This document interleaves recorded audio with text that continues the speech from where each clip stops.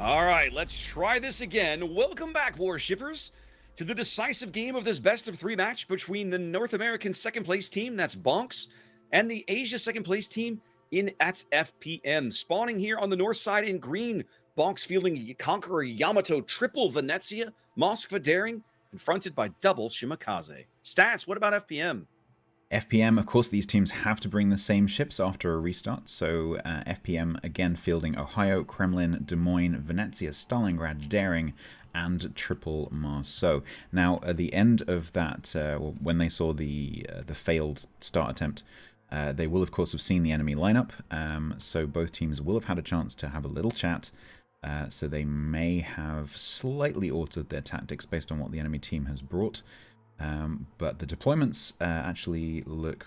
Actually, no, I take that back. They've changed. FPM have changed. Yeah, FPM have taken... changed things up. FPM have taken double Marceau Daring the other way instead of the triple Marceau that they were taking over to Alpha before. So that has actually changed things up a little bit.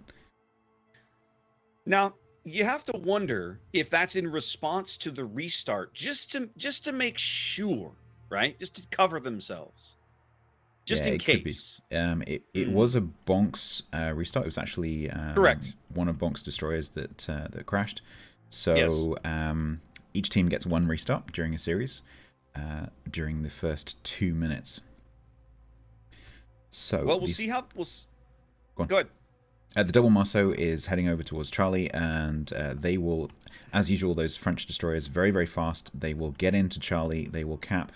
And then they'll either stay there and do some spotting for the Stalingrad and the Des Moines and the Ohio behind them, or they'll turn around maybe and head over towards B, help out the Daring.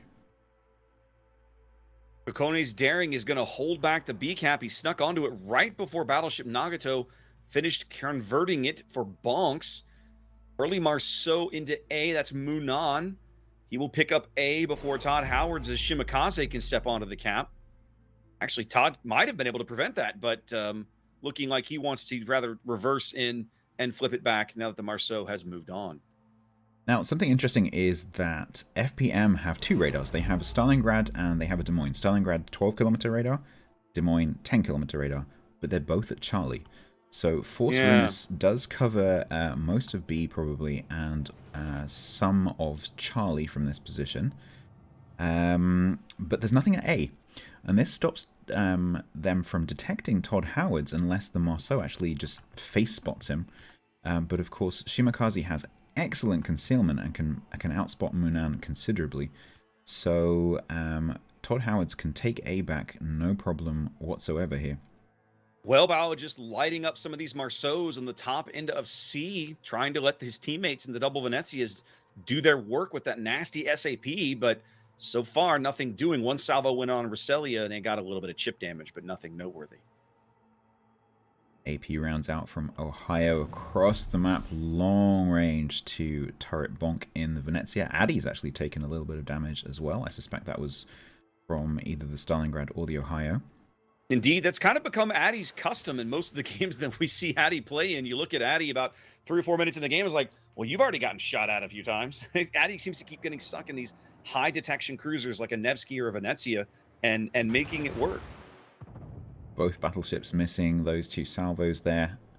At this range, it's very difficult to land those shots because the target has moved considerably after you aim the shells. For those of you who are new to World of Warships, because I'm aware that we may have some people who've not experienced this game before watching, this isn't like a first-person shooter, so the shells take a very long time to travel across the map at this tier.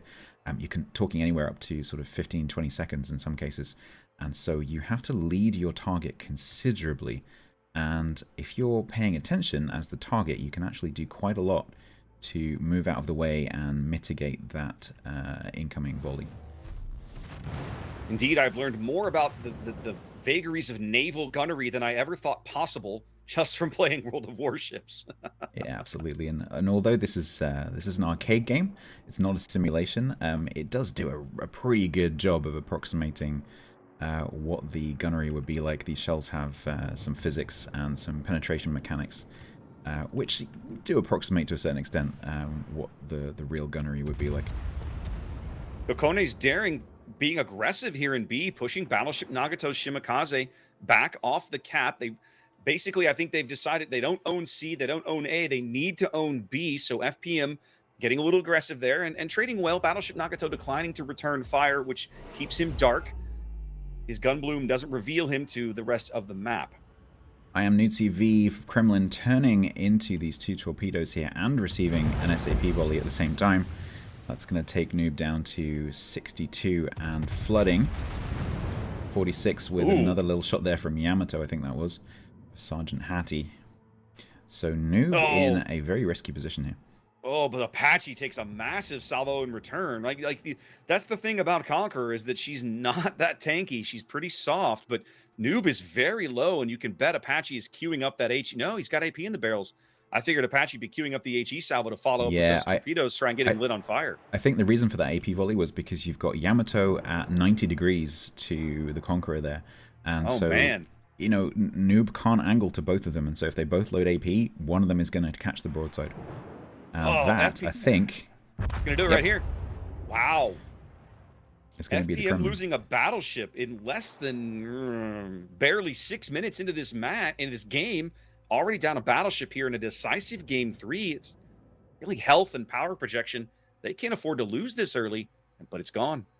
Now, I was expecting them to turn immediately, to turn Yihua in the Venezia around and start kiting, because there's no way they're going to be able to hold A here, now that Kremlin is gone.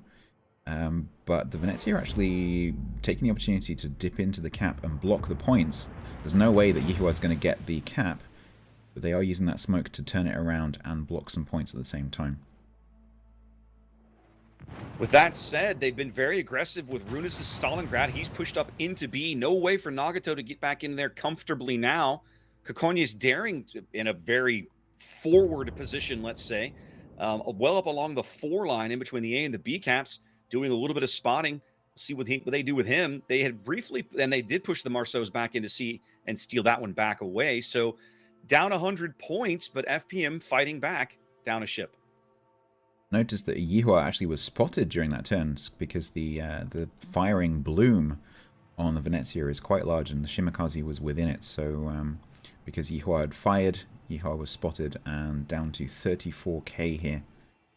And the Marceau now of Munan pushing into the cap to try and block those points. But Shimakaze of Todd Howard's just keeping him spotted. Munan basically daring the Conqueror and the Venezia, that's Balbonk and Apache, to hit him, and Balbonk had a great salvo. He led it right, but he just didn't get much out of the salvo. Conqueror salvo went in right there and got some damage, and I think Balbonk got a little bit out of the SAP shells. Certainly not as much as they would have preferred. Down the other end, FPM being far more dominant, they are currently holding the C and the B caps, with Venezia of Addy smoking, kiting away.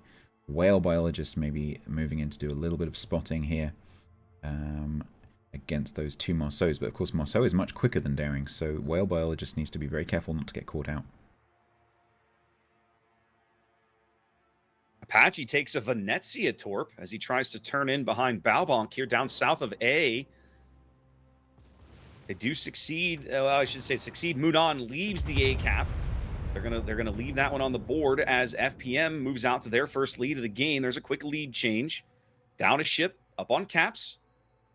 Still anybody's game here, 9 minutes in. Venezia returning fire to Apache after Venezia and Conqueror both shot at the same time in Yihua. Didn't do that much, only about 5k to the Venezia at the back there from FPM. Another AP volley going in, not doing very much. Conqueror firing HE here, trying to set fires on the large cruiser that is Venezia. Let's see if this volley does anything. Nope, little bit long there. Venezia just adjusting speed and course to juke these volleys. So it is FPM with the 5-minute lead on the points with the 2 caps ticking. So BONKS will have to do something to get one of these other points. What did I miss? You know that sound. Roselia up at sea just took a torpedo in the stern. So both FPM Marceaus at sea now, quite low, but BONKS doesn't have any radar in the area. They'd have to use Whale Biologist to get up there and spot with his face. And Nayer's Des Moines position, we haven't talked about this in a bit, at least I didn't notice it until just now, has moved up, and he's got a great position to cover that cap with radar, covering the Marceaus from getting kind of counter-spotted. Yeah, and although Naya here is up against several ships from BONKS, this position is actually pretty safe. Because although the island is quite flat, BONKS have to come right up to the island really to do anything about it. And it's very difficult to dig a Des Moines out of this position if you can't get cross shots from the middle of the map. And BONKS don't have any big hitters in the middle of the map right here. So Naya, although this looks risky, Naya is actually quite safe here. Match is half over. BONKS is trading really well. Up a ship, up on health, down on caps, trailing by about 70 points here and continuing to fall. I think where their head is at right now is to look for more ships to focus out, to maybe try and find another ship to kill and then make a play somewhere, right? It feels that way to me anyway. Yeah, absolutely. It looks like BONKS are trying to focus down Yihua as the most likely target to go down from the FPM side. Yihua smoking up, now actually outside of the smoke firing bloom range, and so able to fire. Let me just double check. Yep, so definitely not spotted within that smoke screen, able to get some good shots over towards the Conqueror. Whale biologist Daring must be radared up at sea. They're throwing all kinds of shells in that direction. They can absolutely see him. The shells firing allows them to spot Roselia, who's well spotted on the back of the A cap. Sorry, yeah, C cap. They don't get anything. These Marceaus having to stay quite a long way away to do this focus fire because, of course, yeah, as you said, they are not that healthy themselves. Ooh, whale biologist takes some Stalingrad AHE. Runus now moving up again. He had been covering B. Now he's turning to point his guns north. They've still got whale biologists spotted. I'm wondering if he's looking at double radar here, if they've backed up the Des Moines radar with the Stalin radar or vice versa. He just has gone dark. On 6-4, Daring, of course, does have a heal. I think that might have been a damage control. Yep, that was DCP. You can see the lights flashing there. That is to put out the fire. Time is slipping away for BONKS. There's 2 minutes on the timer. They don't look like they're going to get the kill they've been kind of playing for the last several minutes. They've got to move up and step onto a cap or punch out a ship as quick as possible here. Otherwise, they're going to cede FPM to this game on a game that they went up on ships. And it looks like that move is going to be the Conqueror of Apache and the Baobonk Venezia are going to move over towards B to try and support Todd Howard's Shimakaze.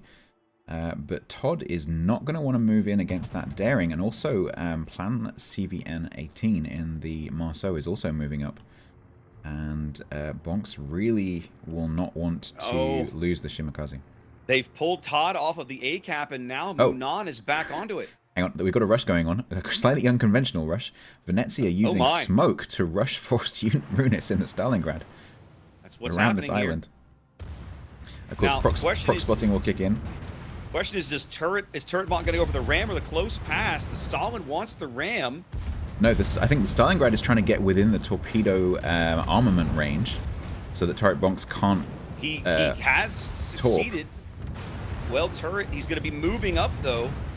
Turret is going to be able to ram him now, or get his torpedoes in now, unless they're disabled. Yeah, Force is being forced to run away. I wonder whether Force might have tried a reverse ram there, but. Turret Bomb getting absolutely punished for this. We still haven't seen torpedoes. They're going to lose him. He's going to go out for this. It's possible that the torpedoes got broken during the engagement. Yeah. Entirely possible. 2 quick kills, and there it is.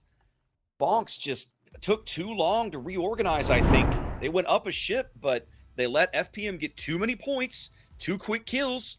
FPM's going to the finals. Absolutely, and that means that BONKS will be going through to the runner-up match versus EU's Oh Boy to decide who comes third. But we will be seeing FPM later on in the All Asia final. Back to you, Chrysanthus.